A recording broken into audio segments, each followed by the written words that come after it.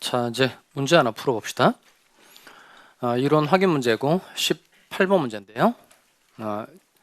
먼저 풀어보실까요? 해제에 관한 설명으로.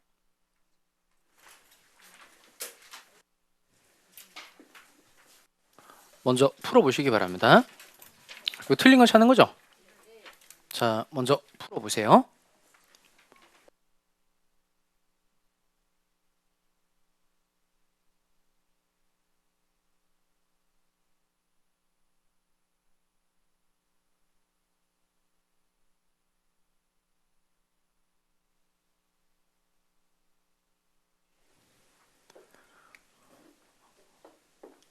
그 지문 끄트머리에다가 이거 연습합니다. 맞으면 O, 틀리면 X, 모르면 물음표. 이거 필요하죠? 자, 문제를 푸시기 바랍니다. 저는 잠시 순차를 또 돌아보도록 하겠습니다. 이쪽으로 가요? 네, 알겠어요.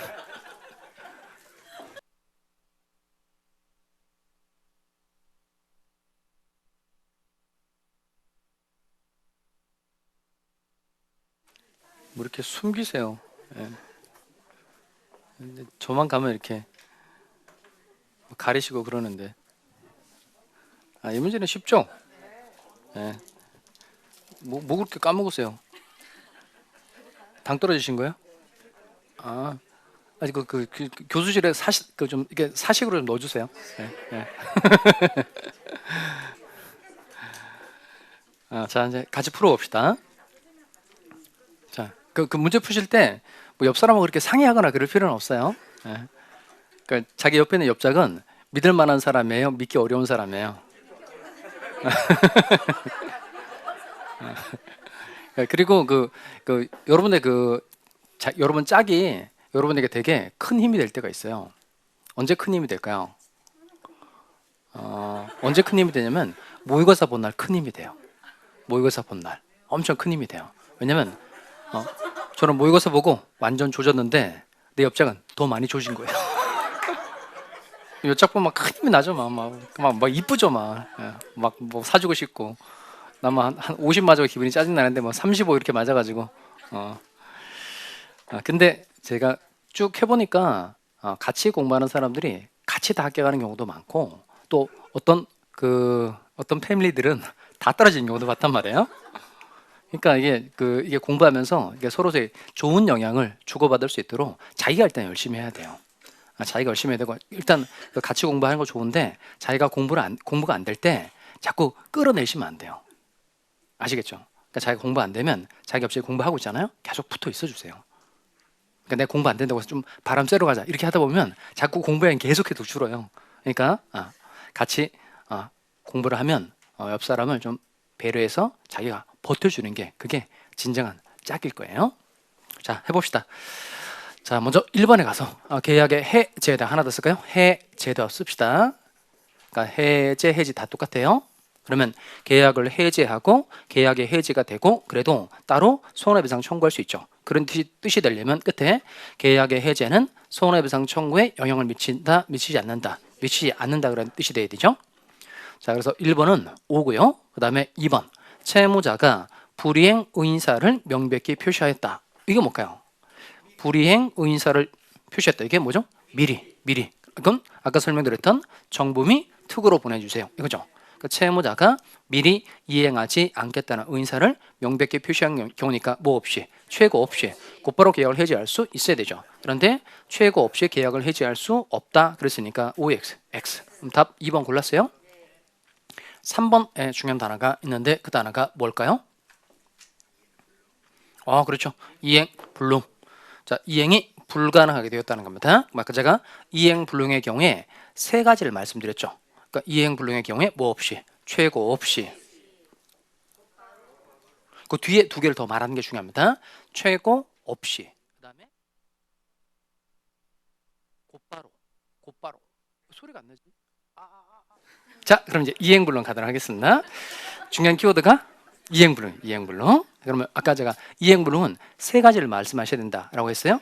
최고 없이 곧바로 자기 채무를 이행하지 않고 계약을 해지할 수 있다는 겁니다.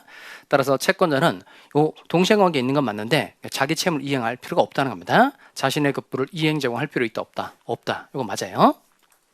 그 다음에 4번 지문에 중요한 단어가 있는데 그 단어가 뭘까요? 일부보다 더 조금 좀 찾아보세요.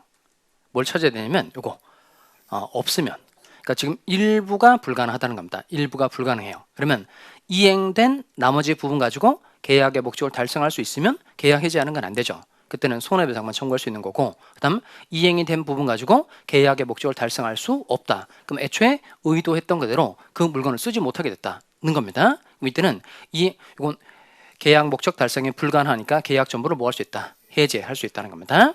그다음 5번은 불가분성이라고 써놓을까요? 불가분성, 해제권자가 여러 사람일 때 해제권의 행사는 전원으로부터 해줘야 되고, 해제권자의 상대방이 여러 사람이 있다. 그러면 해제권의 행사는 전원에 대해서 해줘야 된다는 겁니다. 그래서 나눌 수 없다고 해서 이걸 불가분성이라고 그럽니다. 자, 그러면 답 골랐으니까 정답 몇 번이죠? 2번. 그럼 다시 졸어보실까요? 이렇게 완전 유효한 계약을 소급적으로 소멸시키는 게 해제. 네, 해제 종류가 두 가지 있다는 겁니다. 먼저 당사자가 사유를 약정해 두고 약정한 사유가 생겼을 때 일방적으로 계약을 없앨 수 있도록 하는 건 무슨 해제? 약정해제. 약정해제 소급효 있어요 없어요? 있다. 약정해제 원상예보 의무도 있다 없다? 있다. 그런데 약정해제의 경우에 따로 손해배상을 청구할 수 없다.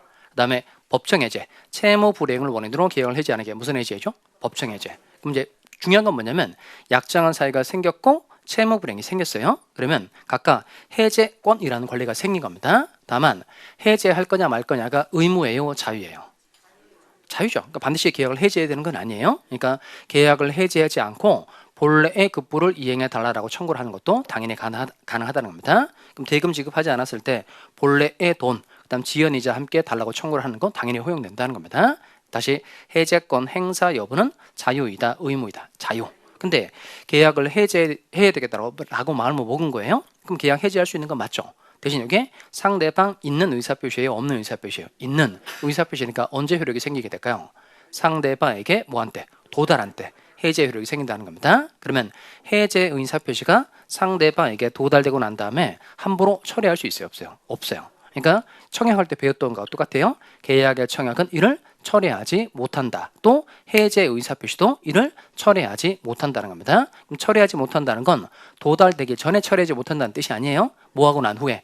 도달되고 난 다음에 처리할 수 없다는 겁니다. 다만 이 해제권자가 여러 사람일 때, 상대방이 여러 사람일 때 생기는 문제가 있어요. 그게 547조인데요. 이걸 해제의 불가분성이라고 얘기합니다. 해제의 불가분성. 자, 합격서 133페이지 오시면 자, 오른쪽에 그림 두 가지가 나오죠. 자, 그 그림 내용을 칠판에 설명을 해드릴 테니까 잘 들여다보기 바랍니다. 자, 일단 이건 무슨 뜻인 것 같아요? 지금 갑하고 우리 건물을 함께 가지고 있다. 그래서 이건 공유 이렇게 표현하면 되겠어요. 공유. 갑하고 우리 건물을 함께 공유하고 있다는 겁니다. 그러면 공유하는 건물에 대해서 이제 병과 매매 계약을 체결하려고 하는 겁니다. 이건 공유물을 처분하는 행위이기 때문에 이건 갑하고 을이 합의해서 해줘야 되는 겁니다. 그러니까 둘이 동일해서 병과 건물 매매 계약을 체결하게 된 거예요. 그러면 갑의 이름 뭘까요? 을의 이름. 그 사람 매도인. 이름 뭐가 되죠? 매수인. 그러면 갑하고 을 쪽에선 소유권 이전 등기에 필요한 서류를 병에게 준 거예요. 그런데 병이라는 사람이 대금을 지급하지 않았어요. 그러면 아까 똑같이 채무를 불이행했으니까 갑하고 을은 계약을 뭐 할 수 있죠? 해제. 근데 보니까 지금 해제권 가지고 있는 사람이 한 사람이에요? 두 사람이에요? 두 사람이죠? 근데 갑의 지분이 2분의 1이고 을의 지분이 2분의 1이에요. 그러면 갑만 해제를 하면 돼요? 을만 해제를 하면 돼요? 다 해야 돼요. 다. 근데 갑의 지분이 3분의 2예요. 을의 지분이 3분의 1이에요. 그럼 지금 갑이 3분의 2니까 과반수 지분권자인 거죠. 그럼 이때는 갑만 해제를 하면 돼요? 다 해야 돼요. 다 해야 돼요. 갑의 지분이 4분의 3이에요. 을의 지분이 4분의 1이에요. 갑만 하면 돼요? 다 해야 돼요. 다 해야 돼. 그러니까 시험에 계속 틀리게 그 꼭 지분을 과반수 지분권자를 가지고 있는 사람 반드시 내요. 그러니까 여기는 그 지분에 현혹되시면 안 됩니다. 그래서 이렇게 해제권자가 여러 사람이 있다. 그러면 반드시 해제권 행사는 전원으로부터 행사해야 돼요. 즉 갑도 해제하겠다는 의사를 표시하고 을도 해제하겠다는 의사를 표시해야 된다는 겁니다. 이렇게 해제권자가 여러 사람 있다. 그러면 해제권의 행사는 어떻게 된다? 전원 전원으로부터 하야한다. 그러니까 조문대로 좀 기억합니다. 해제권자가 여러 사람이 있을 때 해제권의 행사는 어떻게 되죠? 전원으로부터 하야한다. 그러니까 즉 모든 사람이 다 해제 의사표시를 다 해줘야 된다는 겁니다. 여기까지는 쉽죠? 자, 이번에는 또 칠판 보도록 합시다. 자, 이번엔 요 갑하고 을 두 사람 중에서 갑이라는 사람은 병에게 소유권 이전 등기에 필요한 서를 준 거예요. 그런데 을이라는 사람은 병이라는 사람에게 소유권 이전 등기에 필요한 서를 주지 않은 거예요. 그러니까 요 갑하고 을 중에서 누가 채무를 불이행한 거죠? 을. 그러면 매도인 측에서 채무를 불이행했으니까 누가 계약을 해지할 수 있을까요? 매수인 병이 계약을 해지할 수 있죠. 근데 보니까 지금 두 사람 중에 누구만 채무를 불이행한 거죠? 을. 그럼 이때 을에 대해서만 계약을 해제하겠다라고 얘기를 하면 되느냐, 갑과 을 모두에게 다 해야 되느냐 이겁니다. 이제 다 해야 돼요. 그러니까 이렇게 해제권자의 상대방이 여러 사람이 있다. 그러면 해제권의 행사는 이렇게 됩니다. 전원에 대하여 하야한다 이겁니다. 다시 해제권자의 상대방이 여러 사람이 있다. 그러면 해제권의 행사 어떻게 해야 된다고요? 전원에 대하여 하야한다 이겁니다. 자, 그러면 요 옆에다 쓸까요? 이건 결국 해제권의 행사 나눌 수 없다 이 말이죠. 옆에다가 씁시다. 첫 번째 그림에다가 행사상의 불가분성이라고 쓸까요?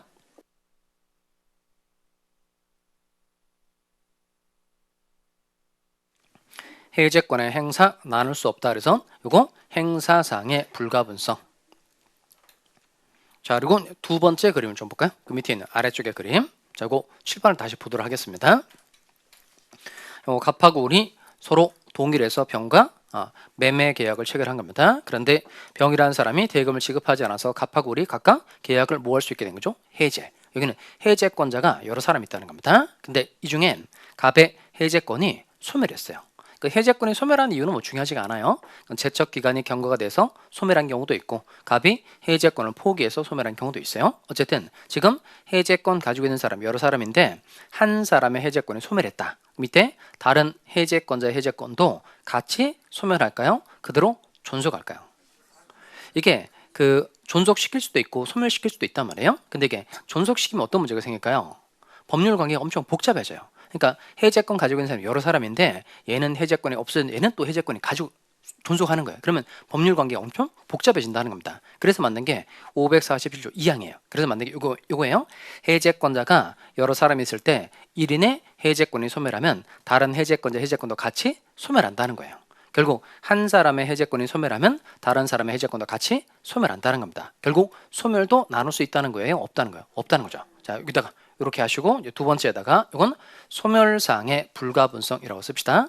소멸상의 불가분성.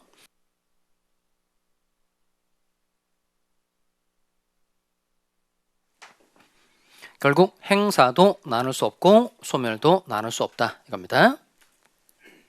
자, 그러면 정리를 좀 해볼까요? 자, 이렇게 해제권자가 여러 사람일 때 해제권의 행사는 어떻게 해야 돼요? 전원으로부터 하여야 한다. 그 다음 해제권자의 상대방이 여러 사람 있을 때 해제권의 행사 어떻게 해야 돼요? 전원에 대하여 하여야 한다. 그 다음 해제권자가 여러 사람 있을 때 1인의 해제권이 소멸하면 다른 해제권자의 해제권과 같이 소멸한다는 겁니다. 이걸 해제 뭐라고 얘기하는 거죠? 불가분성. 다만 이 해제의 불가분성에 관한 민법 규정은 얘는 강행 규정인가요? 임의 규정인가요? 이거 시험용으로 중요한데 강행 규정이라고 생각하시면 안 됩니다. 이게 사회 질서 유지에 꼭 필요하다. 그럼 강행 규정이 되는 거고 사회 질서 유지와 직접 관계없다. 그러면 임의 규정이 되는 거죠. 그럼 해제권자가 여러 사람이 있을 때 반드시 모든 사람이 다 해제를 해야만 사회 질서가 유지가 돼요. 한 사람만 해도 사회 질서 유지돼요. 한 사람만 해도 사회 질서 유지되는 거죠. 그러니까 이건 사회 질서 유지와 직접 관계 없는 거니까 이건 강행 규정이다. 임의 규정이다. 임의 규정. 이것도 기억해 두셔야 됩니다. 해제의 불가분성에 관한 규정은 강행 규정이다. 임의 규정이다. 임의 규정. 자, 그럼 다시 처음으로 되돌아가 봅시다. 아까 해제가 완전 유효한 계약을 소급적으로 소멸시키는 거고 해제 종류 두 가지 때리죠. 약정해제, 법정해제. 그럼 해제권이 생겼어요. 그럼 해제하기로 마음 먹고 계약을 해제하겠다라고 의사를 표시하고 상대방에 도달이 된 겁니다. 그러면 해제 효과 생기죠. 그럼 이제 가장 중요한 건 해제에서 가장 중요한 하이라이트는 여기입니다. 해제 효과. 매해 한 문제입니다. 에듀윌 유료 회원만의 라이브 클래스. 두 번째 시간 보겠습니다. 이제는 머리 앞에 세로 갑니다. 자, 정신 차리시고 이번에 합격 진도 나갑시다. 누구세요? 전 애들 교수인데요. 제가 늘 가까이 있으니까 이번엔 합격. 집에서도 학원처럼 공부하는 혜택. 오직 에듀윌 유료 회원에게만. 에듀윌. 우와, 진짜 가까이 계시네요. 자, 이거 합격서 134페이지. 그다음에 기본서론은 496페이지부터입니다.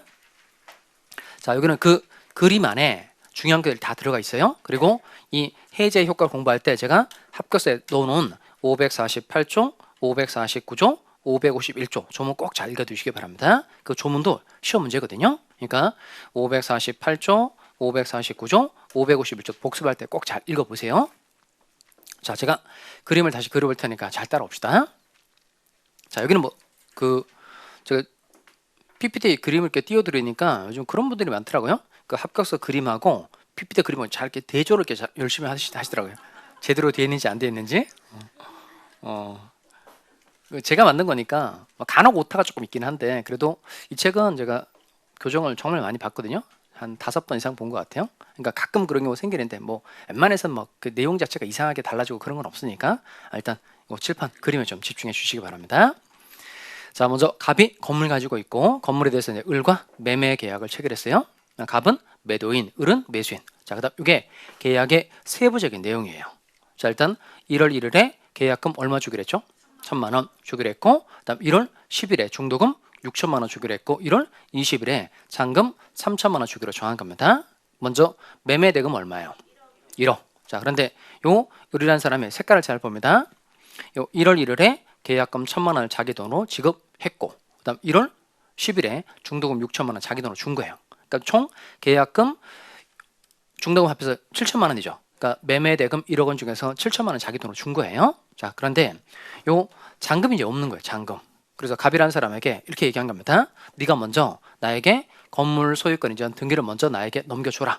그럼 내가 이 집을 담보로 대출을 받아서 너한테 잔금을 치르마. 이렇게 얘기한 겁니다. 그럼 이 얘기를 듣고 매도인이 소유권 이전 등기에 필요한 소리를 안 줘도 상관없어요. 근데 이 갑이라는 사람은 을의 사정을 듣고 요 소유권 이전 등기에 필요한 소리를 을에게 준 거예요. 일단 이게 중요합니다. 매도인 쪽에서 먼저 소유권 이전 등기에 필요한 소리를 을에게 줬어요. 그래서 을 앞으로 소유권 이전 등기는 된 거예요. 이러면 을에게 소유권이 넘어갈까요? 안 넘어갈까요? 넘어가요. 넘어가는 이유가 뭘까요? 일단 여기 중요한 게 뭐냐면 이 을이 소유권을 취득하려면 등기가 넘어갔으니까 을이 소유권 취득한다. 이렇게 이해하시면 안 됩니다. 두 가지가 있어야 돼요. 뭐가 있어야 될까요? 뭐가 있어야 될까요? 일단 요거예요. 매매 계약이 유효해야 되고 등기가 제대로 돼야 돼요. 이러면 돼요. 매매 계약이 뭐하고 유효하고 그다음 등기가 을 앞으로 제대로 되면 소유권 취득하는 거예요. 일단 매매 계약은 유효한 거 맞죠? 계약 체결 당시 아무런 하자가 없으니까 매매 계약 유효하고 을 앞으로 소유권 이전 등기가 됐으니까 일단 을이 소유권 취득했다 못했다 했다는 겁니다. 그러니까 등기가 을에게 넘어가서 소유권 취득한 게 아니에요. 매매 계약이 유효하고 그다음 소유권 이전 등기도 을 앞으로 제대로 되어 있기 때문에 을이 소유권 취득하게 된 겁니다. 자, 그다음에 또 잘 따라옵시다. 그럼 이게 잔금 주기를 한 날짜 며칠이죠? 1월 20일이죠. 근데 1월 20일이 다 지나가도록 을이 잔금을 지급해야 됨에도 불구하고 잔금을 지급하지 않았다는 겁니다. 이렇게 항상 시험은 요 매수인 앞으로 소유권 이전 등기가 되었는데 얘가 대금 지급하지 않은 사례가 그냥 매매계약 해지 사례로 매해 나는 거예요. 자, 그러면 이거 한번 해봅시다. 을이 잔금을 지급하지 않은 거죠. 그러면 갑은 을과 체결한 계약을 해제할 수 있어요? 해지할 수 있어요? 해제. 왜 해제라고 말해야 되죠? 이게 무슨 계약이니까? 일시적 계약. 일시적 계약이니까 일시적 계약 관계를 없앨 때 쓰는 단어가 뭐죠? 해제. 매매 계약이 일시적 계약이므로 해제할 수 있다라고 한다. 이렇게 정리하면 되죠. 자, 그다음에 이건 약정 해제예요, 법정 해제예요? 약정 해제, 법정 해제. 그럼 아까 약정 해제는 당사자가 사유를 정하는 거예요. 사유를 정하고 약정한 사유가 생겼을 때 계약을 깨는 게 약정 해제고 여기는 채무 불이행이죠. 돈 안 준 거니까 채무 불이행을 원인으로 계약을 해제하는 거니까 무슨 해제인 거죠? 법정 해제. 이건 약정 해제다, 법정 해제다. 법정 해제. 여기까지 되죠? 그러면 아까 채무자의 채무 불이행 유형이 세 가지 있다랬죠? 이행, 지체, 이행, 불능, 불완전, 이행. 그럼 총 매매 대금이 1억 원인데 7천만 원을 주고 3천만 원 안 준 거예요. 이건 이행, 지체예요? 아니면 불완전 이행이에요? 이행, 지체이다, 불완전 이행이다. 그러면 이게 불완전 이행으로 생각되는 사람은 제 얘기를 좀 잘 들어보세요. 아까 불완전 이행의 예로 제가 설명한 게 사과 10상자 갖다 주세요라고 얘기했는데 8상자 먹고 2상자 안 온 거죠. 그러면 만약에 매매 대금을 한 날 1억 원의 돈을 다 줘야 되는데 7천만 원만 주고 3천만 원 안 준 거예요. 그러니까 한 날 1억 원의 돈을 다 줘야 되는데 7천만 원만 주고 3천만 원 안 줬다면 이건 뭐가 되는 거죠? 불완전 이행이 되는 게 맞죠. 여긴 잘 보면 계약금 날짜, 중도금 날짜, 잔금 날짜 다 따로따로 있어요, 없어요? 있죠. 이건 1월 1일에 계약금 1,000만 원을 다 이행을 한 거고 1월 10일에 중도금 6천만 원을 다 이행을 한 거예요. 그다음 1월 20일에 잔금 3천만 원을 통째로 이행을 지체하고 있는 거예요. 이건 불완전 이행이 아니에요. 불완전 이행이 아니고 이건 이행 지체라는 겁니다. 그다음 아까 이행 지체가 두 가지 있었죠. 뭐가 있었죠? 보통의 이행 지체하고 정기이행의 이행 지체. 그러면 잔금 주기로 한 날짜 며칠이죠? 1월 20일. 그럼 1월 20일이 다 지나가도록 잔금을 지급하지 않고 있다. 그럼 이행 지체는 맞는데 이건 보통의 이행 지체예요? 아니면 정기이행의 이행 지체예요? 보통의 이행 지체죠. 그러니까 이게 그 날짜가 정해져 있다고 해서 정기이행으로 생각하시면 안 됩니다. 아까 정기이행의 이행치는 예복 사건, 정해진 날짜에 이행되어야만 계약의 목적을 달성할 수 있는 경우가 이게 정기이행인 거죠. 여기는 요 1월 20일 지나가도 잔금 3천만 원 하고 이에 대한 이자를 갑에게 주면 충분히 계약의 목적을 달성할 수 있으니까 얘는 정기이행의 이행체가 아니고 그냥 보통의 이행체가 되는 겁니다. 그러면 갑은 어떻게 계약을 해지할 수 있을까요? 일단 잔금 3천만 원을 지급해달라고 뭐하고 최고하고 그다음 상당한 기간이 지나도록 이행되지 않을 때 그때 비로소 계약을 뭐 할 수 있다, 해지할 수 있다는 겁니다. 여기까지가 이제 좀 전까지 배운 내용이에요. 자, 복습은 끝났고, 자, 잘 따라오세요. 그럼 첫 번째 계약이 해지가 되면 이 계약은 어떻게 되죠? 자, 첫 번째 소급적으로 무효가 된다. 그러니까 처음으로 거슬러 올라가서 계약의 효력이 없어지게 된다는 겁니다. 그다음에 매매 계약이 해지가 되었으니까 이 매매 계약의 기초에서 서로 받은 거 있으면 돌려줘야 돼요? 돌려줄 필요 없어요? 돌려줘야 되죠. 그러면 갑은 뭘 받았어요? 돈 받았죠. 돈 얼마 받았죠? 7천만 원 받았으니까 7천만 원 다시 을에게 돌려줘야 돼요? 돌려줄 필요 없어요? 돌려? 그러면 중도금 6천 원 돌려주는 거 맞죠? 계약금 1,000만 원은 갑이 돌려줘야 돼요? 돌려줄 필요 없어요? 다시 지금 요 을이 매매 계약을 체결하고 계약금 1,000만 원을 줬죠. 그다음 이 계약금을 위약금으로 하기는 별도의 특약은 없었어요. 그다음에 중도금 6천, 그러니까 잔금 안 줘서 계약이 깨지게 된 겁니다. 그러면 당연히 요 중도금 돌려주는 거 당연하고 계약금조로 받은 돈도 돌려줘야 돼요? 돌려줄 필요 없어요? 돌려줘야 돼요. 그러니까 안 돌려줘도 되는 경우가 있기는 하죠.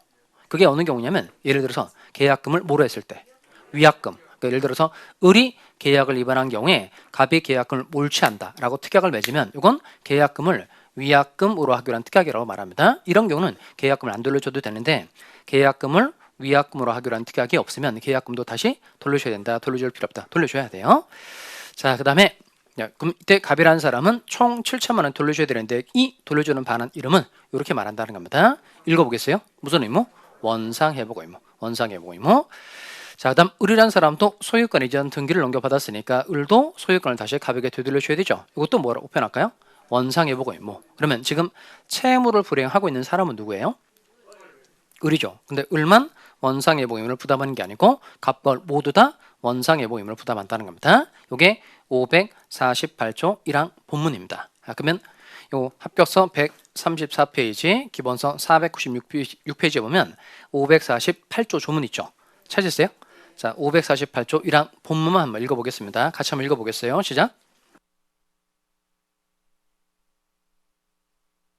자, 당사자 일방이 계약을 뭐한 때는 해지한 때는 그걸 뭐라 했죠? 각 동그라미 할까요? 각 당사자는 원상회복의 의무가 있다.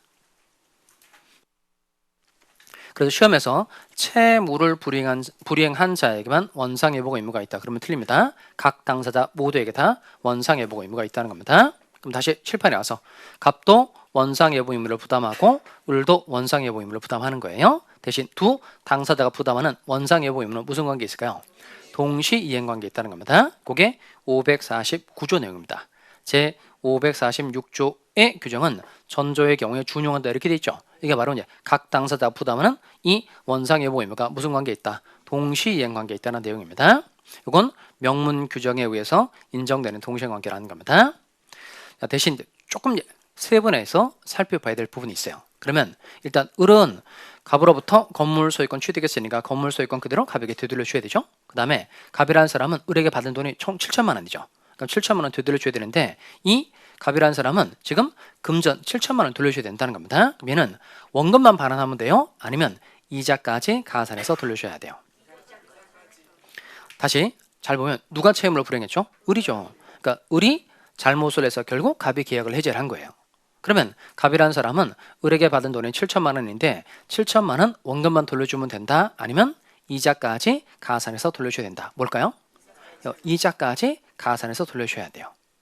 이자까지 가산해서. 왜 이자까지 가산해서 돌려줘야 될까요? 이게 이거 아까 계약의 해제가 되면 각 당사자에게는 어떤 의미가 생긴다 그랬죠?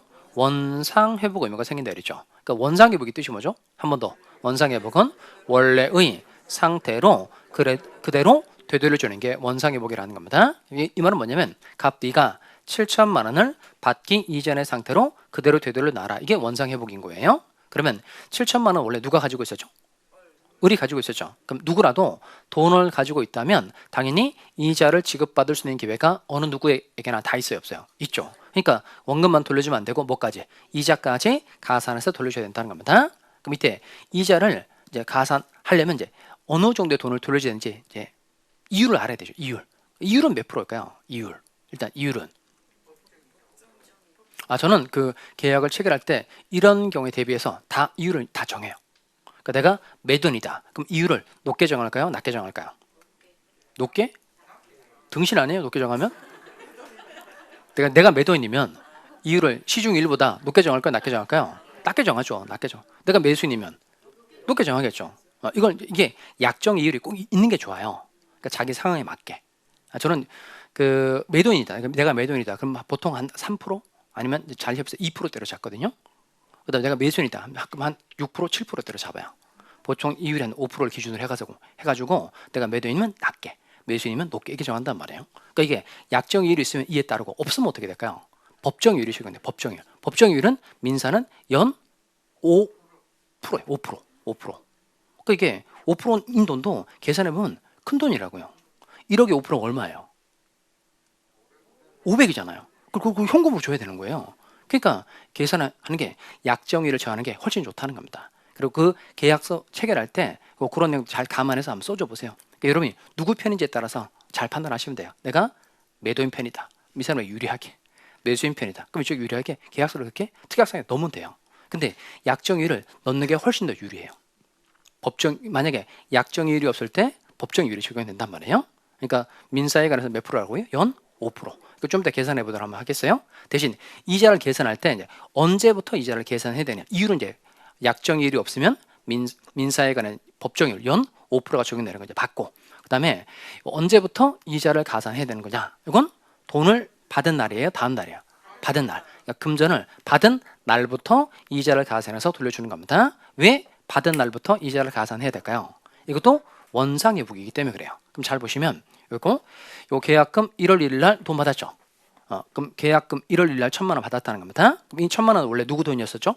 을의 돈이었죠. 그럼 을이라는 사람이 1월 1일에 갑에게 1,000만 원 준 거예요. 그럼 요 1,000만 원을 받기 이전의 상태로 그대로 되돌려 놔라. 이게 원상회복인 겁니다. 그러면 1,000만 원은 을이 1월 1일 날 지급했으니까 얘는 1월 1일부터 이자를 지급받을 수 있는 기회가 을에게 있었던 거예요. 그러니까 계약금 받은 날부터 이자를 가산해서 돌려줘야 된다는 겁니다.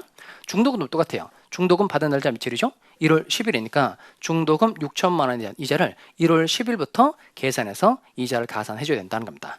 제목 이해되죠? 자, 그러면 이게 요 계약금하고 중도금은 이제 따로따로 계산하지 말고 이제 계산상의 편리를 위해서 한 번만 해봅시다. 요 계약금하고 중도금을 다 합해서 돈 7천만 원을 1월 1일 날 받았다고 칩시다. 그러니까 이거하고 다른 거예요. 이거하고 다른 거. 그러니까 계산상의 편리를 위해서 좀 쉽게 해보는 거예요. 그럼 1월 1일에 7천만 원의 돈을 가지고 있었고 이걸 한 달간 가지고 있었어요. 한 달간 가지고 있다가 계약이 해제가 된 겁니다. 그러면 매도인이 매수인에게 줘야 될 이자는 얼마일까요? 직장 다니면서 시험 합격하기가 쉽지 않아요. 혼자 공부하면 물어볼 데도 없고 에듀윌 유료 회원은 평일 야간에도 심지어 주말에도 밀착 관리를 해주니까 의지가 많이 됐어요. 에듀윌은 합격의 지름길입니다.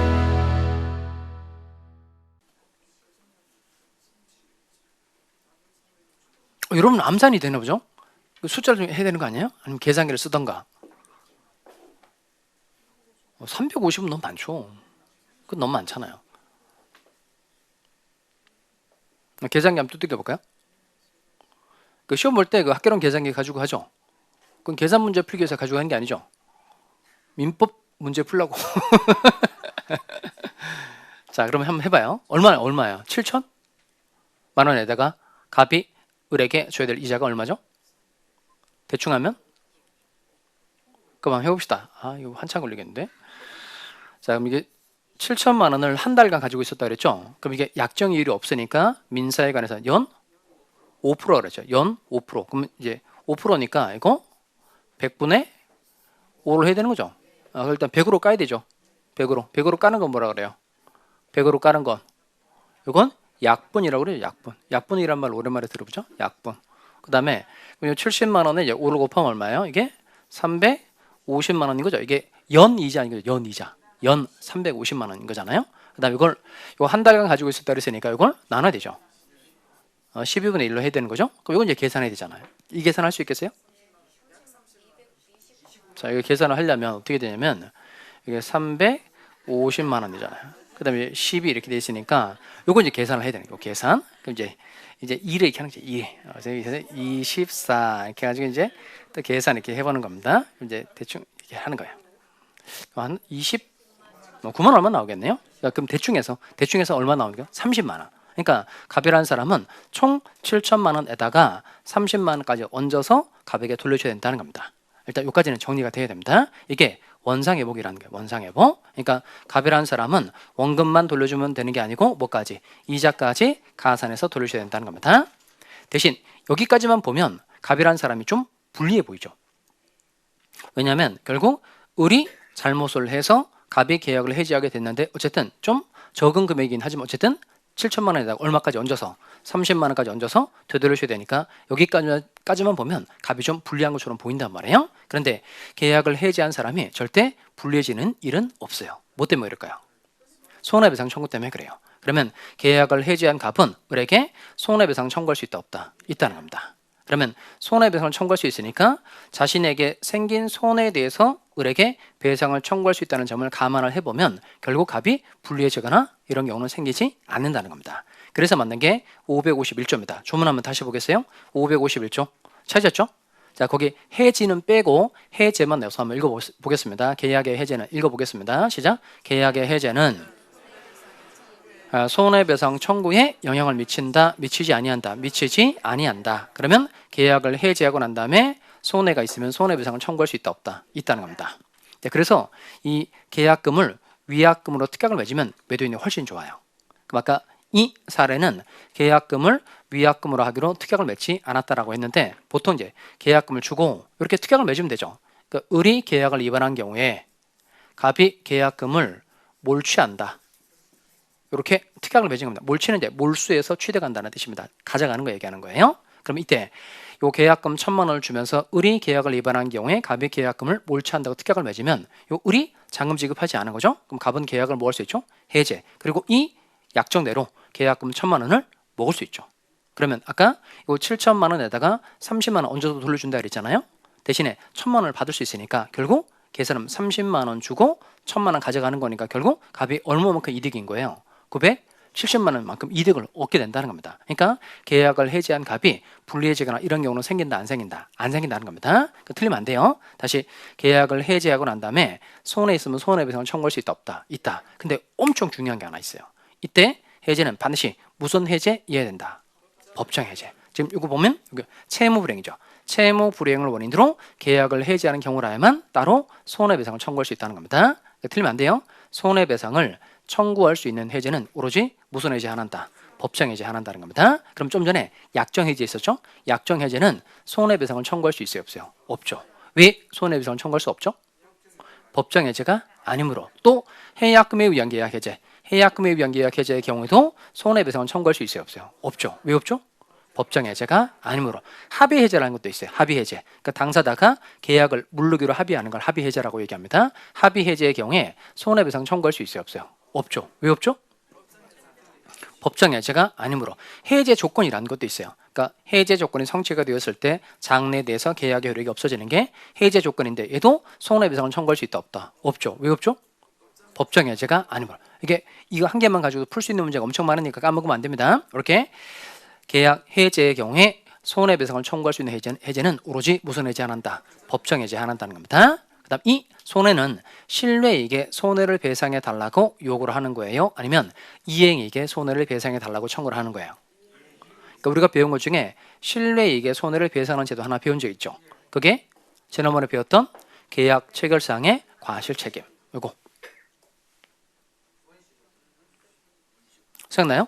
이건 계약 체결하기 전에 건물이 전부 화재로 소실해버려 없을 때 상대방이 선이 무과실이었고 갑은 불능을 알았거나 알 수 있었을 때 을에게 생긴 신뢰에게 손해 물어주는 제도가 이게 계약 체결상의 과실 책임이죠. 그럼 이때는 계약 체결상의 과실 책임만 신뢰에게 손해를 배상하는 거고 나머지 것들은 다 이행에게 손해를 배상하는 것이다. 이렇게 정리하시면 되겠습니다.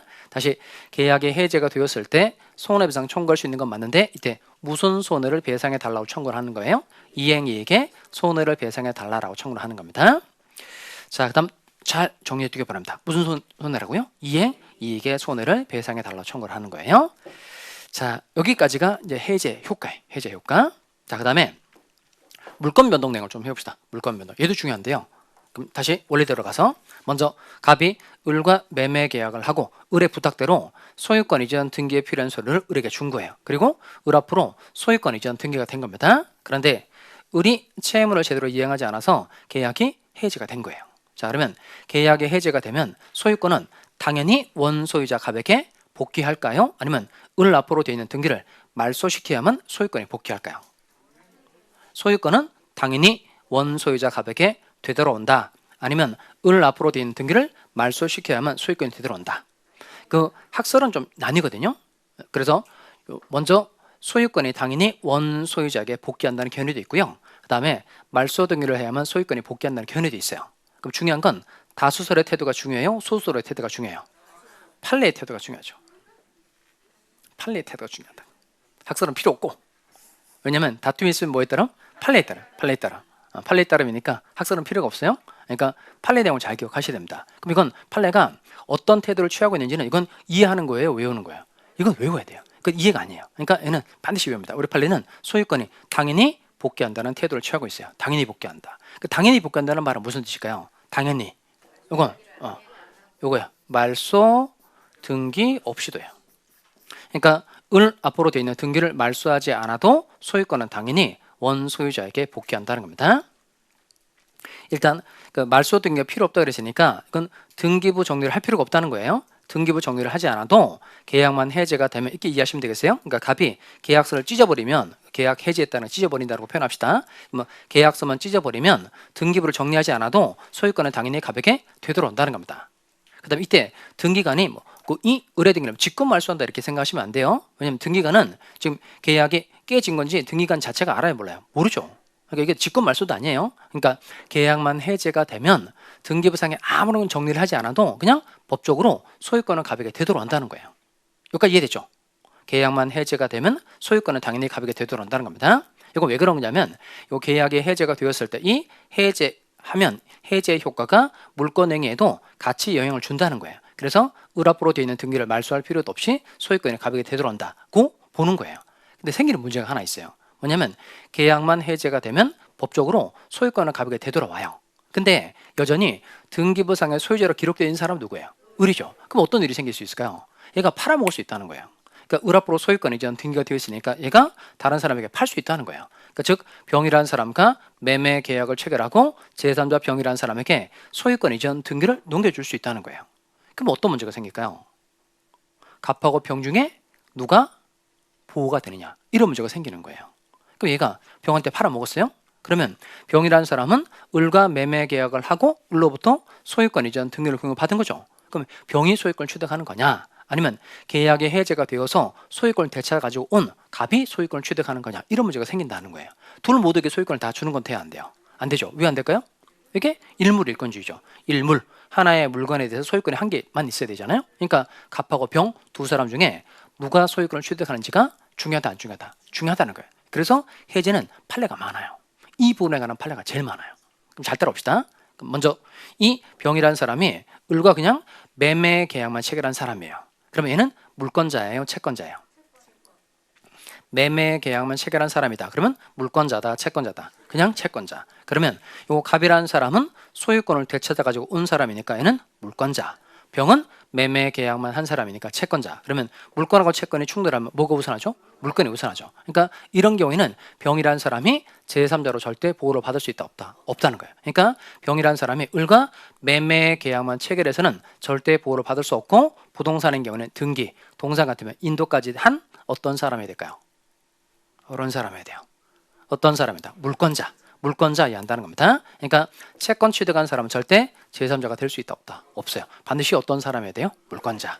그러면 이 병이라는 사람이 매매 계약을 하고 소유권 이전 등기를 넘겨받은 겁니다. 그럼 얘는 제3자로 보호를 받을 수 있는 첫 번째 관문은 통과를 한 거예요. 다만 이때 병은 선인 경우에 한해 보호가 돼요? 아니면 선의 약이 불문하고 보호돼요? 자, 일단 그 다른 부분으로 좀 옛날에 배웠던 거 한번 기초 때 배웠던 거 한번 해봅시다. 여러분 가장매매 생각나요? 가장매매? 그러니까 즉 갑이라는 사람이 채권자가 자기 건물에 대해서 경매 청구를 하려고 하니까 자기 친구 을과 매매한 것처럼 짰어요. 그리고 을 앞으로 소유권 이전 등기를 넘겨둔 겁니다. 내가 을이 병한테 팔았어요. 그럼 이때 병은 선인 경우에 한해 보호돼요? 선의 약이 불문하고 보호돼요? 나눠봐야 돼요. 선인 경우에 한해 보호된다? 아니면 선의 약이 불문하고 보호된다? 아니면 나눠봐야 된다? 뭘 나눠봐요? 나눌 필요 없잖아요. 나누지 말라고 법 좀 만들었잖아요. 108조 2항 통정무선. 거기는 108조 2항에 따라서 병은 무조건 선이라야 보호를 받는 거예요. 선이라야. 그러니까 이게 개별적으로 제3자 보호 내용이 중요하다는 거예요. 헷갈릴 수도 있고. 그러니까 나올 때마다 확실하게 정리해줘야 됩니다. 그러면 통정호의 표시의 일때에는 제3자가 항상 뭐일 때? 선일 때면 보호를 받는 거예요. 지금 우리가 하고 있는 건 이건 통정호의 표시가 아니고 뭐 하고 있는 거죠? 계약 해제. 그럼 계약 해제의 경우에 병은 선인 경우에 한해 보호를 받는 거예요? 아니면 선의 약이 불문하고 보호를 받는 거예요? 나눠봐야 돼요. 나눠봐야 돼요. 저 일단 이렇게 나눠놨죠.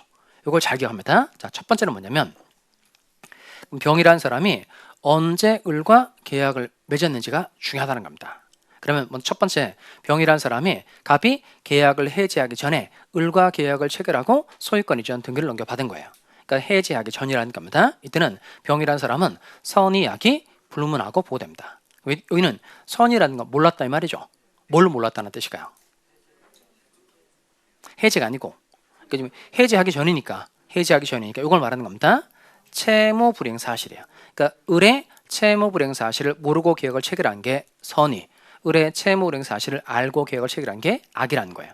그러면 여기는 채무 불이행인데 갑이 계약을 해지하기 전이니까 이때는 을에게 소유권이 그대로 있는 거죠. 을에게 소유권이 있으니까 을로부터 무제한 권리를 취득할 수 있다는 거예요. 그러면 병이라는 사람은 그냥 이때는 선의 약을 불문하고 다 소유권을 취득할 수 있다 없다? 있다는 거예요. 그럼 이때는 병이 소유권 가져가는 거죠. 그럼 갑은 소유권 잃어버리는 거죠. 대신 갑은 을에게 무엇은 청구할 수 있을까요? 이렇게 손해배상은 청구할 수 있다는 겁니다. 이때는 병이 소유권을 취득하고 갑이라는 사람 을에게 건물의 시가에 해당되는 손해배상은 청구할 수 있다는 겁니다. 자, 첫 번째 잘 기억합니다. 해제 전이면 선의 약이 불문하고 보호된다. 자, 두 번째 이건 해제 후 말소 등기 전이에요. 자, 그러면 갑 쪽에서 계약을 해제를 한 겁니다. 그러면 아까 계약만 해제가 되면 소유권은 당연히 갑에게 되돌아온다 그랬죠? 그럼 등기부를 정리할 필요도 없이. 근데 소유권이 갑에게 당연히 되돌아오는 건 맞는데 이때 생기는 문제가 있다 그랬죠? 그러면 요 등기를 말소시키지 않아도 소유권의 갑에게 되돌아오는 건 맞는데 등기를 말소시키지 않으면 을이 병한테 팔아먹을 여지가 있다는 겁니다. 그러면 등기를 만약에 말소를 시켜버렸어요. 등기까지 다 말소를 시켜버렸다고 칩시다. 그럼 을의 등기가 주말이라고 해서 줄이 찍찍찍 가져버렸다는 겁니다. 그러면 말소 등기까지 다 해버리면 특별히 병을 보호할 필요가 있어요 없어요? 없죠. 근데 얘가 아직 말소 등기를 하기 전이라는 거예요. 그럼 이때는 여전히 소유자로 보이는 사람이 누구예요? 을. 그러니까 을에게 소유권이 있다고 믿고 거래한 병을 일정한 범위 내에선 보호를 할 필요가 있어요 없어요? 있죠. 그래서 이때는 다 보호를 해주는 건 아니고 선인 경우에 한해 보호를 해준다는 겁니다. 여기는 선이라는 건 몰랐다는 거죠. 뭘로 몰랐다는 걸까요? 요거 해제 사실. 갑이 계약을 해지했다는 사실을 모르고 을과 계약을 하고 등기를 경고받은 병이 보호가 된다는 겁니다. 이건 요 계약이 해제가 되었을 때 보호받는 제3자 범위는 반드시 꼭 잘 정리하고 넘어갑시다. 자, 이거 말로 할 수 있어야 되겠어요? 첫 번째는 뭐죠? 해제 전이면 선의약이 불문하고 보호된다. 다시 두 번째, 해제 후 말소 등기 전이면 선의만 보호된다는 겁니다. 자, 다시 여기 오세요.